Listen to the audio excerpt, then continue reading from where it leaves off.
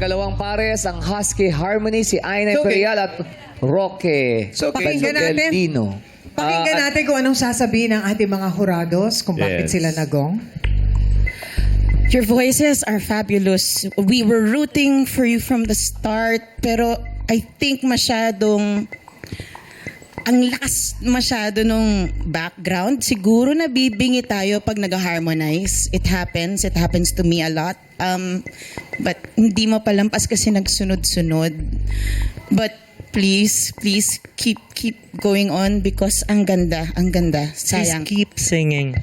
Ang ganda ng boses. Thank you. Na-excite kami kasi yung Beautiful Things, it's such a beautiful song. And nakaka-excite na marinig na duet. And then, nung nagsimula, ang ganda ng mga tones. Ang lakas na, ang ganda ng boses ninyo individually. And then, dun sa time na kailangan na kayong mag-harmonize on a duet at naka-power notes pa siya. Naka-full belt. Naka-full belts pa siya. It's hard to control.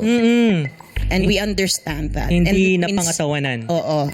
Minsan nakakabingin eh. Pag nakapuwersa ka, ito yung nawawala minsan. Guys, pero mahusay kayo. Please. So, sobra po or kulang yung sa tono? Sobra. May sharps, may flats eh. It's all Dalawa over. na eh. So, minsan it's because of the puwersa, nagsha-sharp. Minsan because hindi mo na naririnig. Minsan unsure kaya nagfa-flat. So it's all over. Overall it's pitchy talaga. And kulang sa pagiging sigurado ng performance.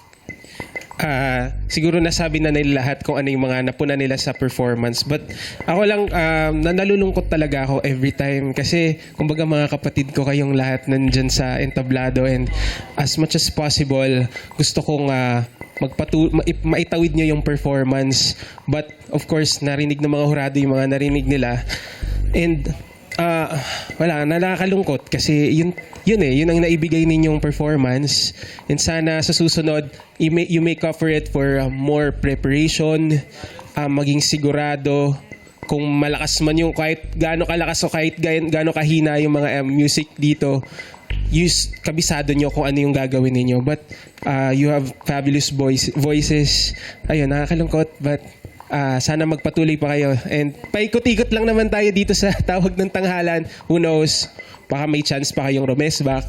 Something like that. Oo, kung hindi ngayon. Yeah. Kung hindi ngayon, baka sa susunod. Merong chance always. Saka narinig ko parang mga 3 beses nag-shift ng ano eh. Oo, Note eh. nag-iba-iba din yung Hirap keys. eh, no? Tricky. Yun. Tsaka minsan pag nag-iiba ng areglo, Oo eh. pag nag-iba ng chord, Oo. iba na yun. Maski kung ito yung inaral mo, tas yung areglo, iba yung chord, clash. It will clash. Matapang kasi nagra-run sila habang nag-change yung key. Tapos naka-belting placements pa. So, mahirap talaga. Medyo complicated yung ginawa ninyong areglo ng song na kailangan super tight kayo para ma-pull off ninyo. Pero yun nga, nevertheless, ang galing ninyo individually eh. Kaya alam namin yung future nyo doesn't end here. Yes. Ganda ng agree boses naman tayo. ninyo. Oo, kagaya ni Aina, may pangarap pa siya na someday, di ba, mag-theater. Yes. Diba? Saan mo ba? Ayan si Hurado If ever, Bito, oh. nagka-teatro. Yes. Yes po. Si Karil, mahilig din sa theater. Hindi malayo yun, Aina, kasi magaling ka naman. Yes. Po, salamat Kaya po. mo yun.